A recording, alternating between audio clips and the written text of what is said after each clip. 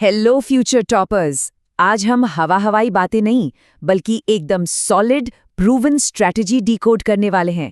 Class 12 commerce के students के लिए ये मास्टर प्लान पूरी प्रेपरेशन को बदल कर रख देगा।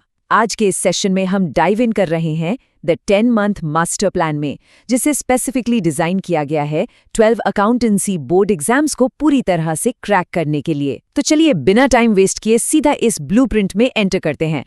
क्या 12th अकाउंटेंसी में परफेक्ट स्कोर लाना वाकई पॉसिबल है, या फिर ये सिर्फ उन गिने चुने ब्रिलियंट बच्चों के लिए ही रिजर्व होता है?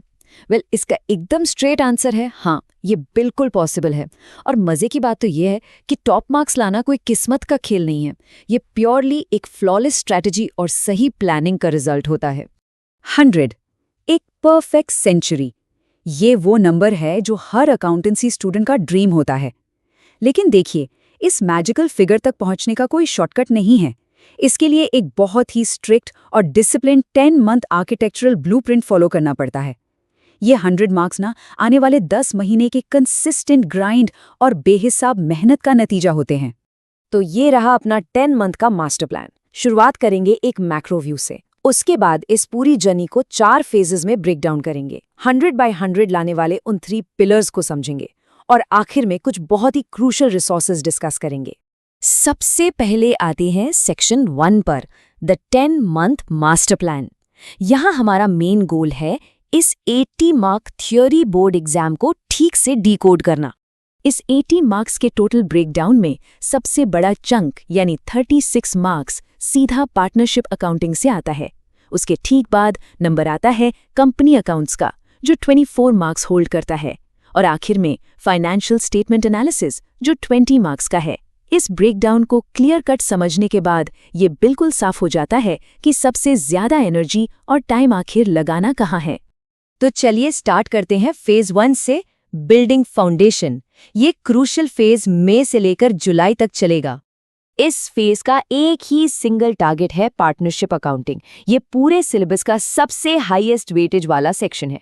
अगर शुरुआत के इन 3 महीनों में इन 36 मार्क्स पर एक सॉलिड कमांड आ गई तो जो कॉन्फिडेंस बिल्ड होगा ना, वो सीधा बोर्ड एग्जाम्स तक अपने आप ड्राइव करेगा। इस टाइमलाइन के हिसाब से मई के महीने में फंडामेंटल्स ऑफ पार्टनरशिप और P&L एप्रोप्रिएशन के साथ साथ इंटरेस्ट ऑन ड्राइंग्स पर पकड़ बनानी है।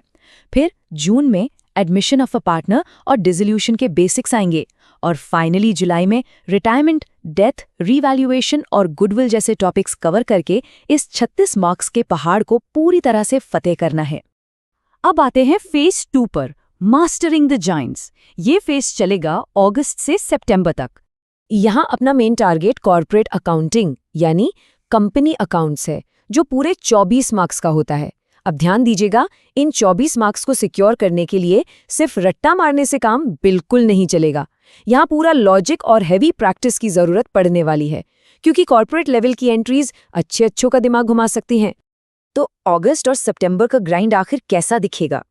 अगस्त के महीने में पूरा फोकस इश्यू ऑफ शेयर्स पर होगा, खास तौर पर प्रो रैटा और फॉरफीचर जैसे ट्रिकी टॉपिक्स पर। देखिए, ये एग्जाम्स में पक्का आते हैं। उसके बाद सितंबर में इश्यू ऑफ डिबेंचर्स और इश्यू या रिडेम्पशन के जो 6 स्पेशल केसेस हैं, उन्हें मास्टर करना है। ये वो टॉपिक्स हैं जो कॉन्सेप्ट्स का असली टेस्ट लेते हैं। नेक्स्ट है phase 3 and 4, the topper grind. ये एक लंबा और इंटेंस स्ट्रेच है जो अक्टूबर से फरवरी तक चलने वाला है। अक्टूबर में अपना फेज 3 यानी फाइनेंशियल स्टेटमेंट एनालिसिस शुरू होगा, जो 20 मार्क्स का है। इसमें सबसे पहले रेशियो एनालिसिस निपटाना है। और फिर आता है नवंबर का महीना, जो डेडिकेटेड है कैश फ्लो स्टेटमेंट के लिए। इस महीने का एक गोल्डन रूल हमेशा याद रखना है, लॉजिक ओवर फॉर्मूलाज। देखिए, सिर्फ फॉर्मूले रटने से कैश फ्लो सॉल्व नहीं होने वाला, इसके पीछे का लॉजिक पकड़ना ही असली गेम है। नवंबर के लिए एक बहुत ही स्ट्रिक्ट प्रोटोकॉल सेट करना होगा। रोजाना 2 फुल लेंथ क्वेश्चंस की प्रैक्टिस। कैश फ्लो सच में एक लेंथी टॉपिक है, और एग्जाम हॉल के हाई प्रेशर में स्पीड और एक्यूरेसी मेंटेन करने के लिए ये डेली हैबिट एकदम गेम चेंजर साबित होती है। दिसंबर आते ही फाइनल स्प्रिंट यानी फेज 4 शुरू हो जाता है। दिसंबर पूरी तरह से फर्स्ट रिवीजन और प्री बोर्ड्स के लिए रिजर्व रहेगा। फिर जनवरी में शुरू होगा अपना मॉक एग्जाम मैराथन यानी फुल सिलेबस टेस्ट्स की कंटिन्यूअस प्रैक्टिस। और आखिर में फरवरी के अंदर फोकस शिफ्ट होगा सिर्फ 3 घंटे के सैंपल पेपर सॉल्व करने पर, एनसीईआरटी के बैक एक्सरसाइजेस पर और सबसे ज़रूरी उस मिस्टेक लॉ को रिवाइज करने पर। अब चलते हैं अगले बहुत ही इंपॉर्टेंट सेक्शन पर, 3 पिलर्स ऑफ 100 by 100 स्कोर। ये वो फैक्टर्स हैं जो एक एवरेज पेपर और एक टॉपर की शीट में जमीन आसमान का डिफरेंस लाते हैं। तो ये रहे वो 3 सीक्रेट्स। पहला है द मिस्टेक लॉग, यानी अपनी गलतियों को नोट डाउन करने के लिए एक अलग डेडिकेटेड नोटबुक बनाना। दूसरा है फॉर्मेट और प्रेजेंटेशन पर एक्स्ट्रा अटेंशन देना। और तीसरा, थ्योरी को अपना एक सीक्रेट वेपन मानना। चलिए इन्हें थोड़ा और डिटेल में देखते हैं। देखिए, एक स्टैंडर्ड अप्रोच में फॉर्मेटिंग काफ़ी मेसी होती है और वर्किंग नोट्स तो मोस्टली गायब ही होते हैं। लेकिन एक टॉपर की आंसर शीट हमेशा एक मास्टरपीस होती है, जहां स्केल और पेंसिल से प्रॉपर फॉर्मेट्स ड्रॉ किए जाते हैं। और एक फैक्ट जो बिल्कुल नहीं भूलना है, वर्किंग नोट्स पर ही 25 से 30% मार्क्स डिपेंड करते हैं। इन्हें स्किप करने का मतलब है अपने मार्क्स खुद से कटवाना। इस तीसरे पिलर के अंदर एक बहुत बड़ा ट्रैप छुपा होता है। अक्सर स्टूडेंट्स प्रैक्टिकल क्वेश्चंस के चक्कर में थ्योरी को पूरी तरह इग्नोर कर देते हैं। लेकिन ध्यान रखना, एमसीक्यूज और शॉर्ट कॉन्सेप्चुअल थ्योरी ही वो जगह है जहां एक 100/100 लाने वाले का परफेक्शन टूट सकता है। छोटी गलतियां ही हमेशा बड़े रैंक्स डिसाइड करती हैं। इसीलिए थ्योरी को हमेशा एक सॉलिड सीक्रेट वेपन की तरह यूज करना जरूरी है। और अब आते हैं फाइनल सेक्शन पर, रिसोर्सेज एंड फाइनल टिप्स।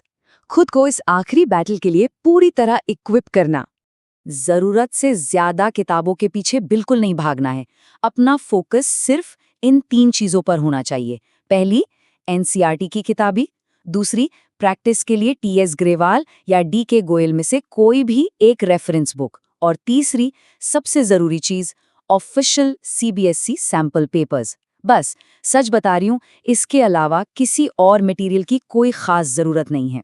और अब सबसे ड्रामेटिक और नॉन नेगोशिएबल रूल सुन लीजिए। Pro tip, never use a calculator.